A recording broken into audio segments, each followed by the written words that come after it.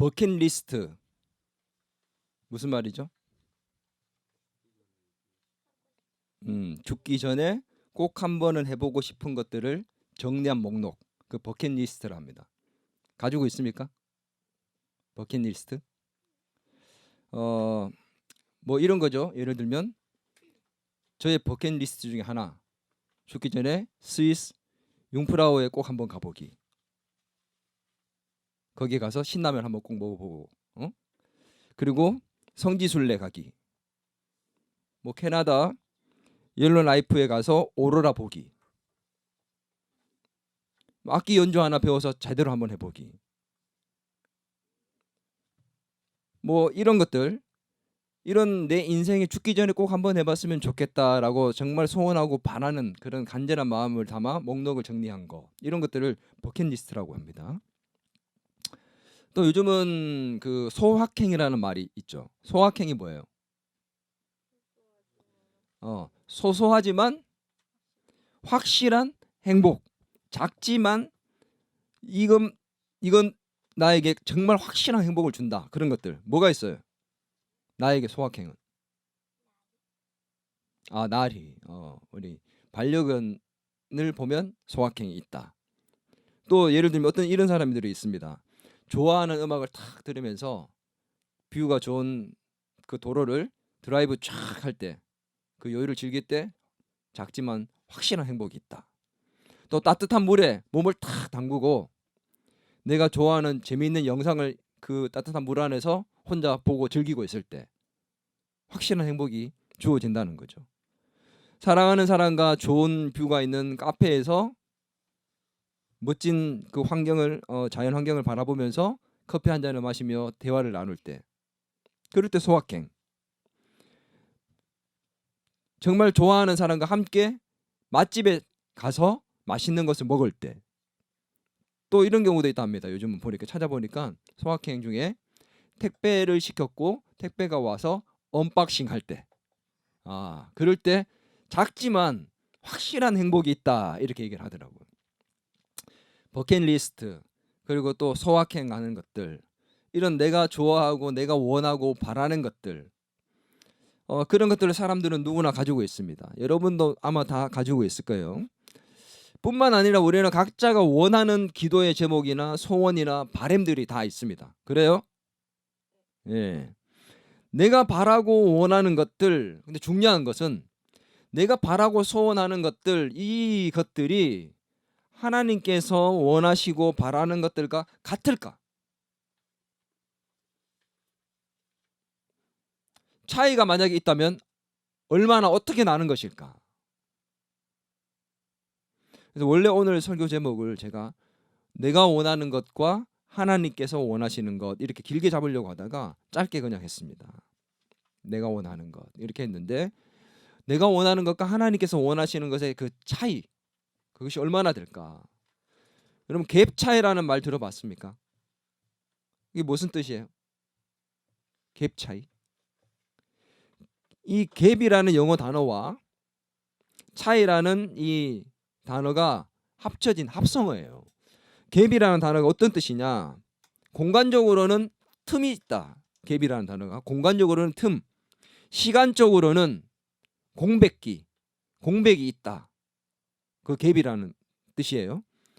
공간적으로는 틈, 시간적으로는 공백기, 그 다음에 생각이나 의견적으로는 격차가 있다. 차이가 난다, 이런 말이에요. 하나님께서 원하시는 것과 내가 원하는 것, 내가 바라는 것, 소원하는 것들, 이것의 갭 차이 얼마나 날까요? 하나님께서 기뻐하시는 것과 내가 좋아하고 기뻐하는 것의 그 갭 차이, 여러분 얼마나 난다고 생각합니까? 100으로 따지면 얼마나 날까? 우리 준서 얼마나 날 것 같아? 100으로 따지면 50? 야, 50이면 대단한 건데. 어제 우리 사모님한테 한번 물어봤는데 얼마나 나는 것 같아요?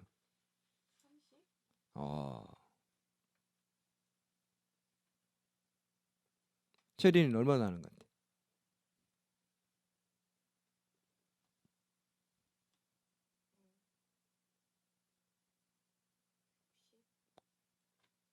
60이나 나는 것 같아.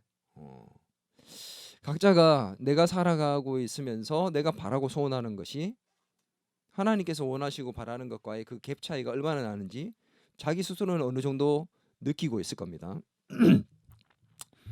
오늘 말씀을 통해서 나의 생각과 하나님의 생각, 하나님이 바라시는 것과 내가 바라는 것, 소원하는 것, 이것의 그 갭 차이가 얼마나 나는지에 대해서 한번 살펴보고 이 갭 차이를 줄이는 것, 이 갭 차이가 줄어들면 줄어들수록 우리의 신앙이 성장하고 있다는 걸 보여주는 겁니다. 신앙의 성숙도, 하나님의 생각, 기뻐하시는 소원과 우리가 바라고 소원하는 것들의 그 갭 차이가 줄어들고 있는 것이 바로 우리 신앙의 성숙도를 보여주는 거죠. 그래서 오늘 우리의 모습을 바라보고 이 갭 차이를 줄일 수 있고 신앙이 성장할 수 있고 줄일 뿐만 아니라 더 나아가 우리가 하나님의 소원과 우리의 소원이 하나가 될 수 있기를 바랍니다. 아멘. 오늘 이제 드디어 마가복음 11장에 이제 들어가는데 이 마가복음은 총 몇 장이에요? 16장이죠. 16장. 오늘 11장에 들어갑니다. 자, 그런데 이 마가복음이 총 16장이 구성이 어떻게 되어 있는가 좀 볼 필요가 있는데 주보에 보면 제가 실어놨어요. 성경 구절에 보면 한번 보십시다. 이 주보를 같이 보면서 마가복음 1장에서 9장까지 그리고 10장, 11장에서 16장 오늘부터 시작하는 11장부터 이렇게 크게 세 파트로 나눌 수 있는데 1장에서 9장의 주된 그 중심 사역지는 갈릴리입니다. 갈릴리 주변. 그리고 10장은 중심 사역지가 이 갈릴리에서 예루살렘으로 올라가는 길, 거기에는 여리고도 있었죠. 베다니도 있고 이런 예루살렘으로 올라가는 길목에 있는 지역들이었어요. 그리고 11장에서 16장은 오늘부터 시작하는 마지막까지의 장은 예루살렘 안에서의 일들입니다. 중심 내용들은 어떤 게 있냐? 1장에서 9장은 대체로 어떤 거였냐? 여러분 보셨지만 예수님이 말씀을 가르치시고 하나님 나라의 복음을 전파하시고 가르치셨고 전도하시고 또 주된 내용들이 뭐가 많았어요? 병자를 고치고 귀신을 내어 쫓는 내용들이 앞부분에 대거 포진되어 있습니다. 그런데 순환 예고, 제자도에 관한 제자는 어떻게 살아야 된다, 예수님을 따르는 자는 어떻게 살아야 된다는 얘기는 10장에 또 집중되어서 나와요. 그리고 난 다음에 오늘부터 나오는 11장에서 16장까지 전체의 내용은 기간으로 따지면은 일주일이에요. 주일부터 일주일 동안 7일 동안 일어나는 일인데 이 7일 동안 일어나는 일이 예루살렘에서 있었던 일이고 이 11장에서 마가복음 16장 마지막까지 일어나는 이 내용들은 주된 내용이 뭐냐? 예수님의 십자가에서의 죽으심과 부활에 대한 사건에 대해서만 다루고 있습니다. 분량으로 보면 이 일주일의 사건이 얼마나 중요한 사건이었는지 마가뿐만 아니라 요한은 더 많은 장을 할애했어요. 그렇게 십자가의 죽음과 부활이 너무도 중요했기 때문에 11장에서 16장까지 거의 3분의 1에 달하는 굉장히 많은 분량을 거기에 집중하고 있다는 거죠. 오늘 이 마가복음 11장에 들어가면서 예루살렘으로 입성하시는 장면이 나옵니다. 이제 드디어 예수님이 예루살렘으로 들어가셔서 거기에서 일주일의 시간을 보내시는 가운데 고난받으시고 십자가에 죽고 부활하는 것까지 일어난다는 거죠. 이 중요한 일주일을 지금 11장부터 16장까지 우리가 함께 다룰 겁니다. 이 예수님이 예루살렘으로 입성하시는 장면이 오늘 이제 기록되고 있는데 이 입성의 사건은 마태, 마가, 누가, 요한복음 이 사복음서 모두에 다 기록되어 있어요. 그만큼 중요했다는 겁니다. 예루살렘으로서의 입성. 왜 중요했느냐? 그리고 그 의미에서 우리가 무엇을 찾을 수 있느냐? 오늘 우리가 살펴볼 건데 예루살렘 입성할 때 예수님은 그냥 보통 때 보면은 나의 이 기적을 알리지 말라. 이 사실을 사람들에게 알리지 말라. 비공개로 자꾸 감추었지만 오늘 이제 입성할 때부터는 예수님이 대대적으로 공개적으로 입성하셔서 자신이 주라고 표현까지 하시면서 이제는 확실하게 드러내기 시작하십니다. 그래서 오늘 이 예수님의 예루살렘 입성의 장면을 보면서 그 속에 담겨져 있는 의미들을 우리가 살펴볼 거예요. 그런데 예수님이 예루살렘에 들어가실 때 예루살렘으로 이제 들어가는 그 입성의 장면에 있어서 특이한 점이 두 가지가 나타납니다. 첫 번째 특이한 점. 예수님이 어린 나귀, 우리 채은이가 읽으면서 웃었지. 새끼 나귀. 새끼 나귀를 조금 발음이 이상하긴 합니다. 타고, 다른 성경에는 어린 나귀라고 되어 있는데 타고 입성을 하셨다는 거예요. 이게 특이한 모습이에요. 자, 마가복음 11장 7절 같이 한번 읽겠습니다. 7절 시작. 나귀 새끼를 예수께로 끌고 와서 자기들의 겉옷을 그 위에 얹어 놓음에 예수께서 타시니, 예수님께서 나귀 새끼를 타고 가셨다는 거죠. 이것은 우연히 그냥 일어난 일이 아니라 예수님이 의도적으로 나귀를 타고 들어가셨습니다. 자, 왜 나귀를 타고 입성하셨을까?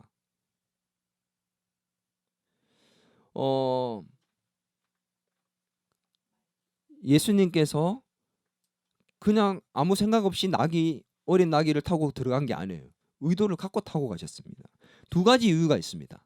첫 번째 이유가 뭐냐면 하나님의 말씀, 예언, 선지자들의 예언이었던 하나님의 말씀을 성취하고 이루기 위해서, 하나님 말씀을 이루기 위해서 나귀를 탔어요.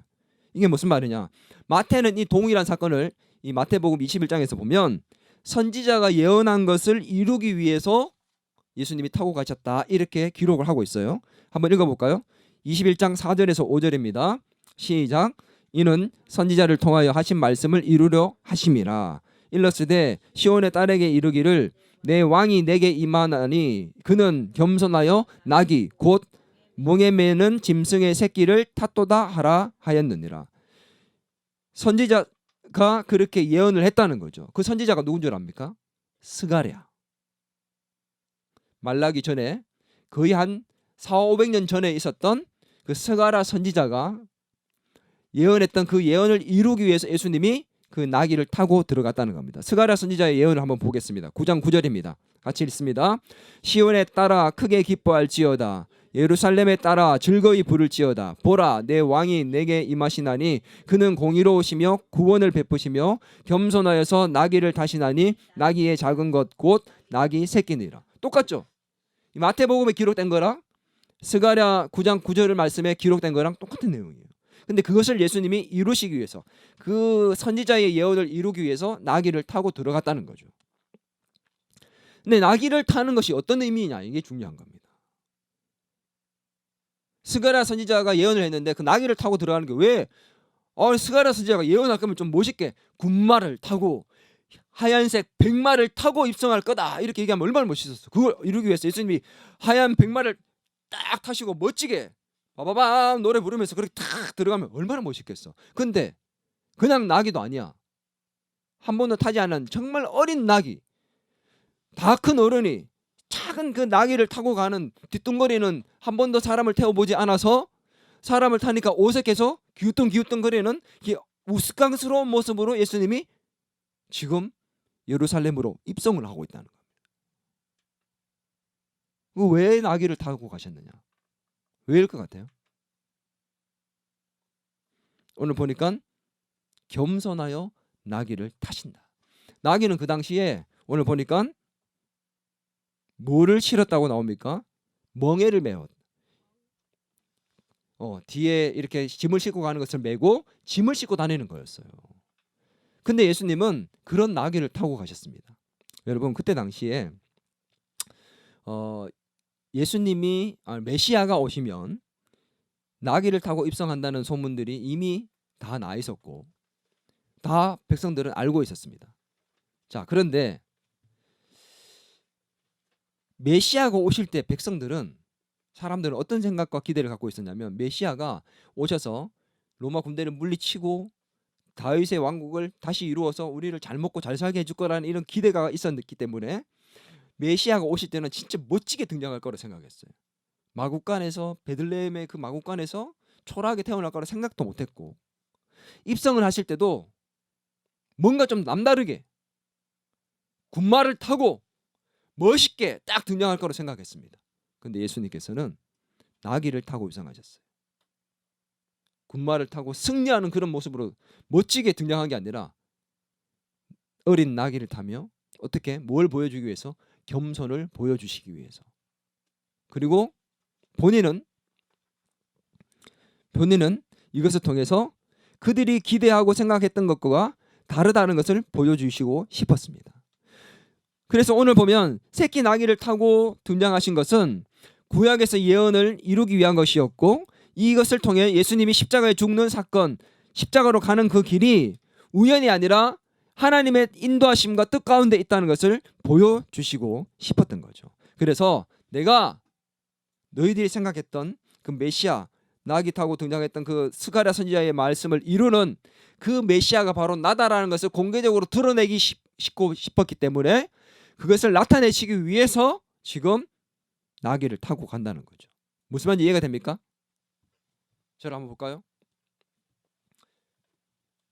그동안 많은 사람들이 이분이 메시아일 거라고 생각을 했는데, 예수님이 드디어 예루살렘으로 들어가실 때, 예루살렘에 들어오면 드디어 그 안에 있는 로마 군대를 물리칠 거라고 생각하고 있는데, 그분이 드디어 예루살렘으로 들어오는 거야. 근데 스가랴 선지자가 얘기했던 그 나귀를 타고 들어오니까 사람들이 무슨 생각을 할까?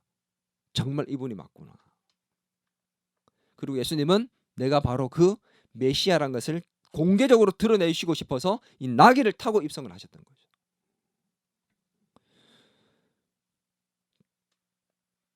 중요한 것은 사람들이 그렇게 환호하면서 찬송하며 그를 맞이했고 결국 기대가 컸습니다. 그것을 보면서. 근데 그 기대가 무너지는 거 어떻게 했어요?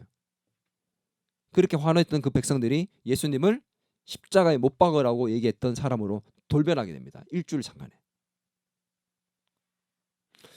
두 번째 특이한 모습이 있습니다. 뭘까요? 오늘 보면 사람들이 예수님이 나귀를 타고 들어오시니까 어떻게 했어요? 보니까 성경에 보니까 자 11장 8절을 같이 한번 보겠습니다. 시작. 많은 사람들은 자기들의 겉옷을 또 다른 이들은 들에서 벤 나뭇가지를 길에 펴며. 자기의 겉옷, 이런 겉옷이 아닙니다. 그 당시에는 이불과 같은 것이라고 얘기했죠.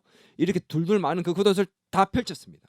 그리고 그것이 없는 많은 사람들은 나뭇가지, 어떤 나무냐면 종려나무라고 얘기해요. 이 종려나무를 길가에 펴서 예수님을 맞이합니다. 이 장면이 어떤 모습이냐? 이 특이한 모습은 왕이 등극할 때, 왕이 입성할 때, 또 왕이 전쟁에서 승리하고 들어올 때, 그때 환호하며 맞이할 때의 모습입니다. 오늘 예수님이 나귀 타고 입성하는데 백성들이 뭐 하고 있다는 거예요?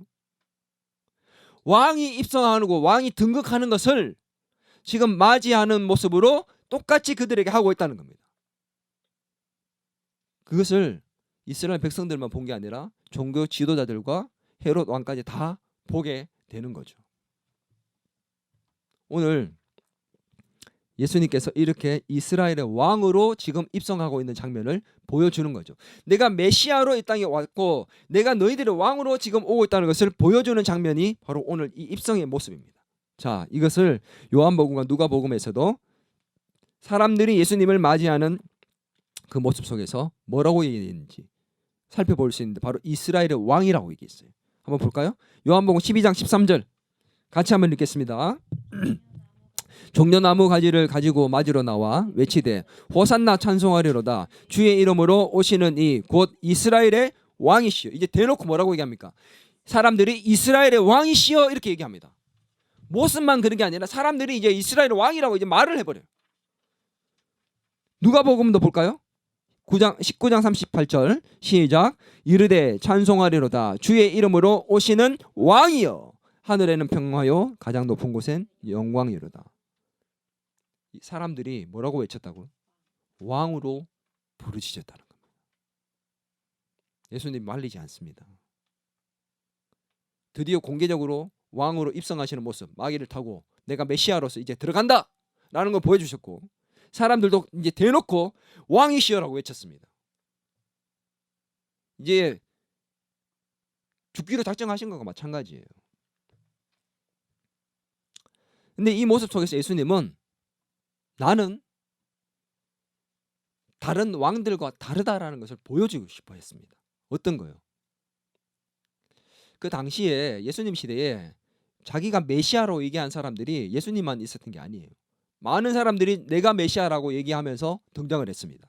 그 사람들은 결국은 다 나중에 반란군으로 정치적인 죄로 제목을 받아 다 십자가에 처형당했어요. 예수님도 지금 이렇게 들어가면 반란군으로 몰려서 결국은 어떻게 처형당하는 거예요. 그걸 알고 들어가시는 거잖아. 근데 그 메시아라고 주장하던 사람들은 다 똑같이 어떻게 했냐? 예루살렘으로 들어갈 때 내가 메시아라고 주장하면서 어떻게 했냐면은 군마를 타고 군사들을 끌고 로마를 정복하고 물리치고 내가 왕으로 등극하겠다는 그런 모습으로 등장을 했단 말이에요. 근데 예수님은 지금 어떻게 해요? 그런 군마도 없고 나귀 타고 초라한 모습으로 제자들과 함께 그냥 들어가고 있는 거예요. 그들과는 다르다는 거. 어떤 나는 겸손의 왕, 평화의 왕이다. 무력으로 로마를 물리치려고 들어오는 게 아니다. 나는 평화의 왕이다. 그것을 보여주시기 위해서 나귀를 타고 입성하셨고 백성들도 지금 왕으로 맞이하고 있는 겁니다. 나는 그들과 다른 왕이다 라고 얘기하고 있다는 거죠. 백성들이 생각하고 있는 기대하고 있는 그런 정치적인 메시아의 어떤 모습이 아니라 나는 평화의 왕, 너희의 왕으로 지금 오고 있다. 겸손의 왕으로 오고 있다 라고 얘기하는 거죠. 오늘 사람들은 예수님을 로마로부터 구해줄 왕으로 기대하고 있습니다. 예수님을 왕으로 맞이하긴 했지만 하나님이 원하시는 왕이 아니라 갭 차이가 납니다. 지금 자신들이 원하는 왕으로 잘못 맞이하고 있다는 겁니다. 이해됩니까? 하나님이 원하시는 왕은 평화의 왕, 겸손의 왕, 더 나아가서 이스라엘만의 왕이 아니라 어떤 왕이요? 온 인류의 왕으로 지금 입성하고 있는 장면이에요. 이 예수님의 예루살렘 입성이 왜 중요한 줄 압니까? 이스라엘의 왕으로 지금 입성하고 있는 게 아니에요. 예수님의 예루살렘 2000년 전의 예루살렘 입성은 어떤 왕으로 지금 입성하고 있는 겁니까? 어떤 왕이에요?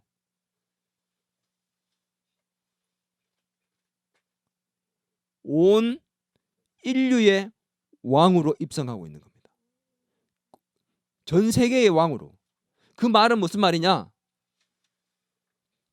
전 세계로 넓게 보지 말고 결국 예루살렘 입성의 그 모습은 오늘 나의 왕으로 예수님이 지금 예루살렘에 입성하고 있다는 겁니다. 이해됩니까?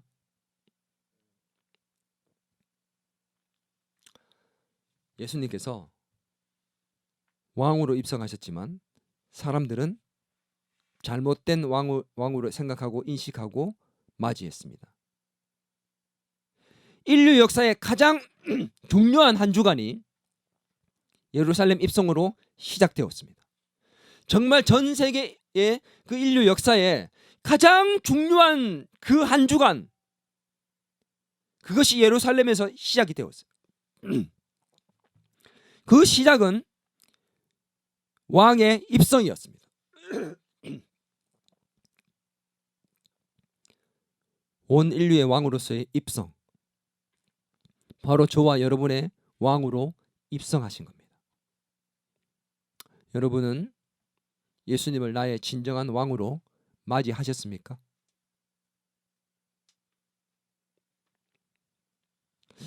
그 옛날에 독일의 프러시아 제국 시절에 프레드릭이란 대왕이 있었습니다. 큰 진짜 대왕이었어요. 이 프레드릭 대왕이 가졌던 재미있는 일화가 있습니다. 어떤 일화냐면 이 대왕이 어느 날 시골길을 지나게 되었어요. 그런데 왕이 지나면 사람들이 얼마나 관심을 가지겠습니까? 다 고개 숙이고 환호하고 맞이하고 그렇게 할 거 아닙니까? 그때 한 노인이 있었는데 이 노인은 왕이 지나가는데 그 행차를 보고도 전혀 관심을 가지지 않는 거예요. 근데 그게 유독 이 프레드릭 대왕의 눈에 띄었습니다. 이 대왕이 그 노인을 보면서 가던 그 행차를 멈췄어요. 그리고 그 노인에게 다가갑니다. 묻습니다. 이렇게.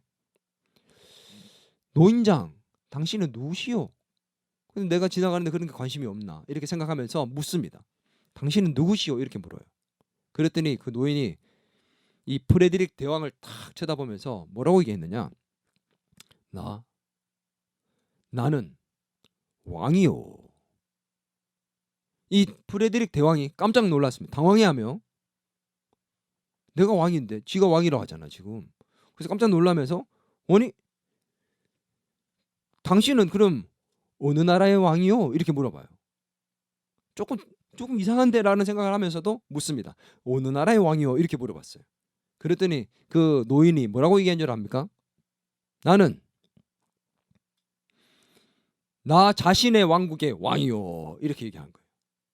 그랬더니 이 프레드릭 대왕이 그 의미가 무엇인지를 알고 빙그레 웃습니다. 웃으면서 그렇게 얘기합니다. 아, 왕이시여, 당신의 나라는 살림이 잘 되고 있습니까? 이렇게 물어요. 그랬더니 그 노인이 이렇게 얘기합니다.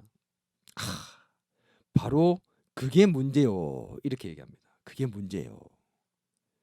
프레드릭 대왕이 그 얘기를 듣고 웃으며 그렇게 얘기했습니다. 나도 똑같은 문제가 있답니다. 이렇게 얘기를 하고 지나쳐 갔답니다. 자신의 왕국의 왕으로 살고 있는 그 노인장의 말. 여러분, 그 노인의 웃었던 그 대답이 오늘 우리의 실제 삶에 일어나고 있지 않습니까? 내가 내 자신의 왕국을 건설하고 다스리는 내 삶의 왕이 바로 나인 자. 우리 그리스도인들은 삶의 주인이, 왕이 누구여야 돼요? 하나님이에요. 하나님이 내 삶의 왕자에 앉으셔서 나를 통치하고 다스리는 왕이 되셔야 합니다. 그렇게 맞이해야 돼요. 예수님께서는 십자가에서 죽으시기 위해 예루살렘으로 입성하실 때 나의 왕으로 입성하셨습니다. 백성들이 맞이했던 것처럼 우리는 예수님을 나의 진정한 왕으로 진짜 맞이했냐는 거죠. 여전히 나는 내 삶의 왕이 되고 싶고 내가 내 왕국을 통치할 때 잘 통치할 수 있게끔 다스릴 수 있게끔 내 나라가 잘 되게끔 만들어줄 수 있는 동력자 왕 정도, 다른 이스라엘의 왕 정도, 하나님 능력이 있는데 그분이 나의 나라를 잘 되게 만들어줄 수 있는 분 정도로만 생각하고 있지 않냐는 거지. 예수님은 어떤 왕이냐는 거예요. 나에게 예수님은 도대체 어떤 왕으로 맞이되었냐는 겁니다. 여러분, 이거 심각한 문제예요. 준서의 왕이 누구냐? 네 삶을 누가 주관하고 있냐는 거지. 나의 왕국의 주인이 나 아니냐는 거지. 이 노인장과 똑같은 거 아닙니까? 여러분, 이 백성들이 맞이했던 그 왕은 이스라엘 왕이 아니라 바로 나의 왕입니다. 아멘. 그 왕을 진정 나의 왕으로 맞이할 수 있는 그런 저와 여러분이 될 수 있기를 바랍니다. 내 삶의 왕이 바로 예수 그리스도입니다. 아멘. 예수님을 내 삶의 진정한 왕으로 맞이하고 그분에게 순종하며 따를 수 있을 때 우리의 삶이 정말 바른 길로 갈 수 있고 안전한 곳으로 갈 수 있고 형통하게 될 줄 믿습니다. 사람들은 예루살렘으로 입성하는 그 예수님을 보며 환호했습니다. 그리고 찬양하며 외쳤습니다. 뭐라고 외쳤죠? 호산나. 원어적으로는 이렇게 호산나가 아니라 호시안나랍니다. 호시안나, 호시안나 이렇게 외치는 겁니다. 웃을 일은 한다. 호시안나. 그게 무슨 뜻일까요? 호산나가 들어봤죠? 호산나 무슨 뜻일까요? 호산나는 지금 나를 구원하소서 이런 뜻이에요. 호시안나, 호시안나 사람들이 외쳤습니다. 나를 지금 바로 구원해 주세요. 나를 지금 바로 살려주세요. 지금 내가 살기가 어려워요. 메시아시여, 우리의 왕이시여, 호시안나, 지금 나를 구원해 주옵소서. 그렇게 환호하고 외치고 있다는 거죠. 자신들이 기다리던 메시아 예수님이 돌아와서 지금 빨리 로마 군대를 물리치고 다윗의 왕국을 다시 건설해서 우리가 배고프지 않고 더 이상 힘들지 않도록 어렵지 않도록 구원해 주세요 라고 얘기하면서 외치고 있다는 겁니다. 그 말은 이제 예수님이 입성하셨으니까 왕이 되시면 우리 고생 끝이야. 빨리 이 지긋지긋하고 어려운 삶에서 벗어나고 싶어. 호시안나. 우리는 그렇게 외치고 삽니다. 예수님, 빨리 이 지긋지긋하고 어렵고 힘든 삶에서 벗어나고 싶어요. 호산나.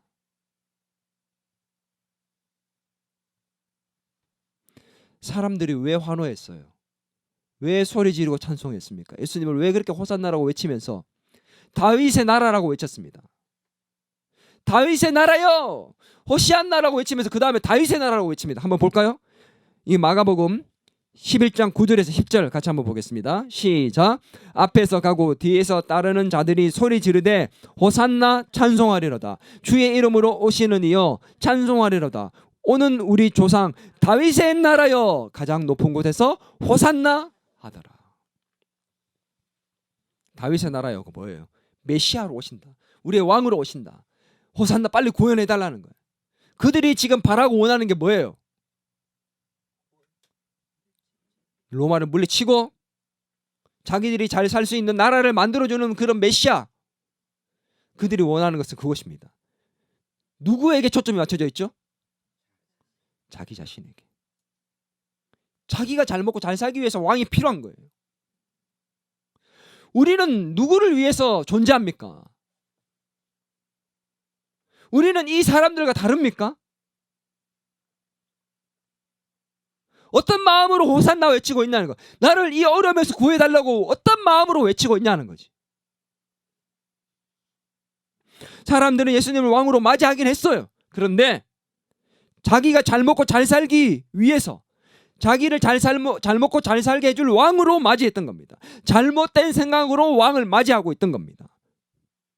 그 호산나라고 외치던 그들의 속마음, 진짜 속내가 뭔지 예수님은 너무도 잘 알고 계셨어요. 예수님께서 그들의 속내를 너무도 잘 알고 계셨던 것처럼 우리가 겉으로는 하나님의 영광을 위해서 살고 싶습니다. 그렇기 위해서 돈도 많이 벌고 싶고 하나님의 영광을 위해서 높은 자리도 올라가고 싶고 인기도 많이 끌고 싶고 1등도 하고 싶고 하나님의 영광을 위해서 그렇게 하고 싶다고 외치고 기도하지만 그 진짜 속내가 뭔지는 하나님은 너무도 잘 알고 계신다는 거예요. 너 솔직히 얘기하면 너 자신이 잘 먹고 잘 살기 위해서 너의 행복을 위해서 영광이라는 하나님의 영광이라는 그럴듯한 그 포장지 안에다가 너희를 감추고 있는 거 아니냐? 호산나 다윗의 나라라고 외치면서도 그 속내는 우리가 잘 먹고 잘 그런 나라를 만들어라고 얘기했던 그 이스라엘의 백성과 너희가 다른 게 뭐냐라고 묻고 있다는 겁니다.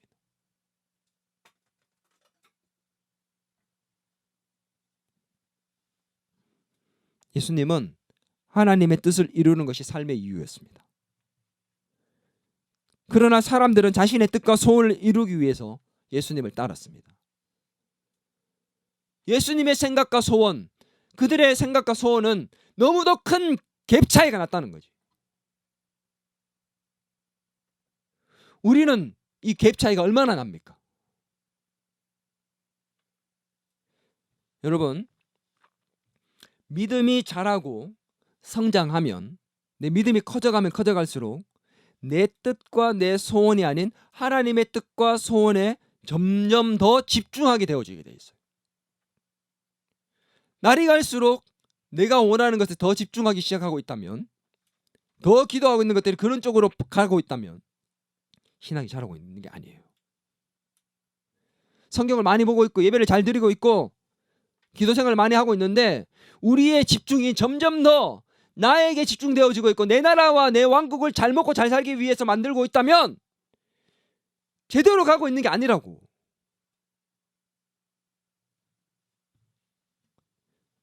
하나님이 기뻐하시고 원하는 것에 관심이 점점 집중되어야 되고 삶의 가치관이 그쪽으로 옮겨져야 되고 나의 기쁨을 추구하는 삶에서 하나님의 기쁨을 추구하는 삶으로 변화되어 가야 합니다. 아멘입니까? 우리가 바라고 소원하는 것들, 추구하는 것들이 뭡니까? 하나님이 기뻐하시는 것을 이루기 위해서 소원하며 살고 있습니까? 오늘 이 본문 안에서 우리는 그것을 볼 수 있어야 돼요. 이스라엘 백성들이 소리치며 예수님을 맞이하는 그 모습 속에서 우리는 우리의 모습을 볼 수 있어야 합니다. 그것을 알 수 있는 가장 좋은 방법이 뭔지 압니까? 나의 기도의 제목을 보면 돼요. 내가 기도하고 있는 내용을 살펴보는 겁니다.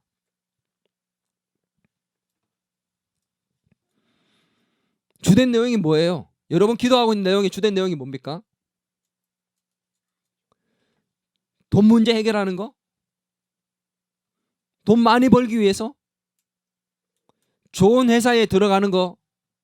내가 원하는 좋은 회사에 들어가는 게 나의 가장 큰 기도 제목이고, 인기를 많이 얻고 높은 위치에 올라가고 명예를 얻고 권력을 가지고 그래서 돈 많이 벌고 성공하는 거. 아픈 사람은 건강. 내 남편, 내 아내, 내 자식들, 내 가정 문제 해결을 위해서만 기도하고 있는 모습들. 물론 그런 거 기도해야 되는 게 맞아요. 그런 게 그게 전부인 듯, 그게 가장 중요한 것인 듯, 그것만 놓고 기도하고 있다면 호시안나라고 외쳤던 그 이스라엘 백성들과 다를 게 없어요.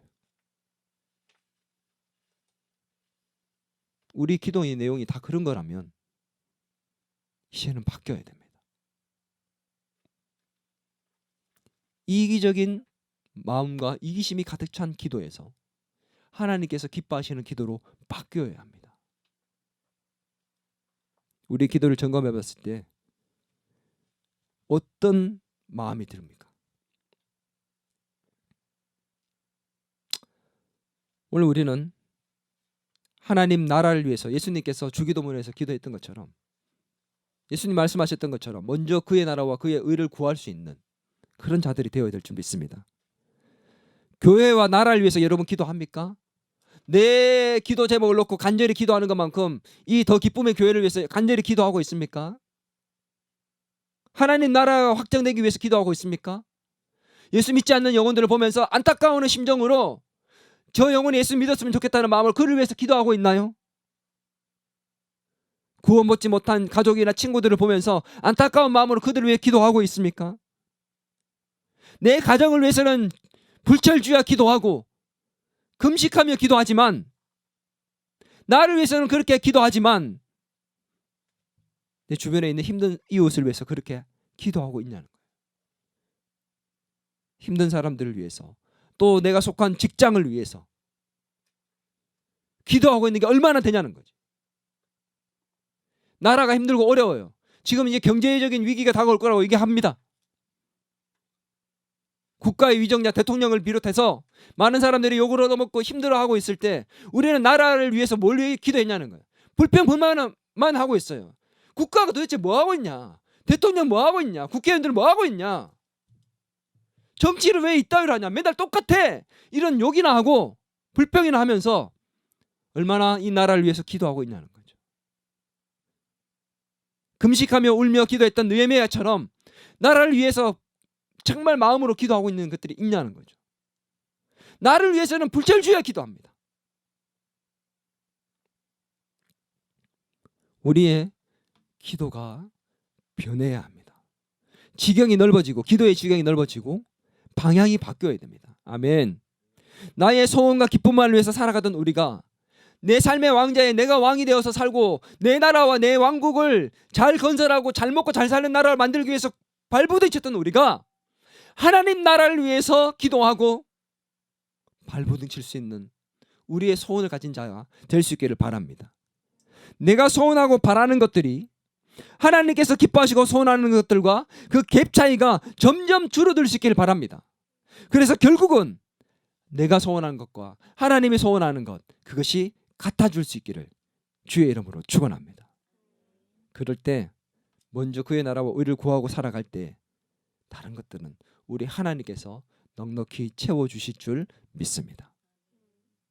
우리가 내 것 바라고 살아가는 자가 아니라 하나님 것을 위해서 살아갈 때 하나님께서는 우리를 위하시고 우리에게 채움을 허락해 주실 줄 믿습니다. 오늘 이 말씀 속에서 우리와 하나님과의 그 갭 차이가 얼마나 나는지를 살펴보고 그것을 줄여갈 수 있는 저와 여러분, 우리 더 기쁨에게 모든 성도가 될 수 있기를 주의 이름으로 축원합니다.